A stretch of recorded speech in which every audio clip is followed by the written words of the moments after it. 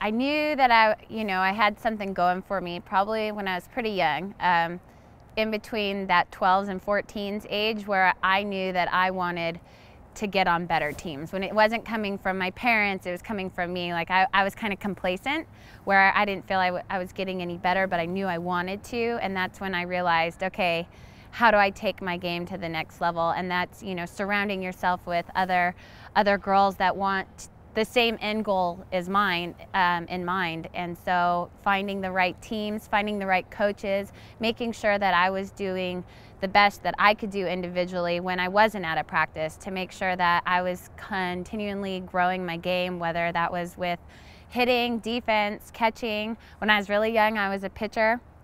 So I did a lot of the individual lessons there, as well as hitting individual lessons. I would go out in the backyard or in the front street and just throw with my dad probably 4 or 5 times a week, just to make sure everything was staying sharp and I was getting better. I had it really lucky. I think it was once I got to college is more when that adversity set in. I wasn't, the hitter that I thought I was, or that other people thought I was, I guess, in high school ages.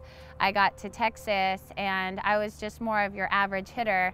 Now, the coaches knew while I was there, I'm definitely a defensive go-getter. I'm the catcher. I'm going to be there in every game. And now it was like, okay, how do I figure out to make myself, how do I reinvent myself to be that better hitter and make sure that I'm continually getting better? Because I don't want to just be complacent and, be at that 250 batting average when I know I could be up there, 300, 350, I could be producing RBIs. And that's where I really had to push myself and make sure that I was making changes, because I knew I was a better ball player than the numbers that was being thrown up there. Definitely the biggest learning I had probably between like my sophomore and junior year is understanding what's a great at bat, as opposed to, just being satisfied with getting that single, even though it's like a bloop single or something. Now I'm more satisfied with, a hard out.